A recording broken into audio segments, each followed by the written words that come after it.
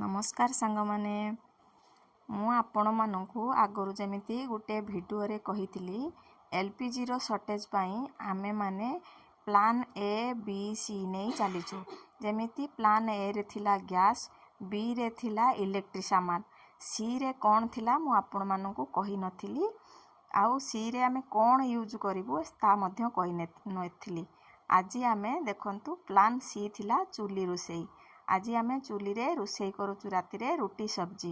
आगरू काठ किछि थिला आउ हस्बैंड किछि मार्केट रु किणी की नै आछंती आउ गुटे चुली मध्य आनिचंती। काठ रे आमे शीत दिन निया पऊ किंतु केबे रोसई करि नथिलु।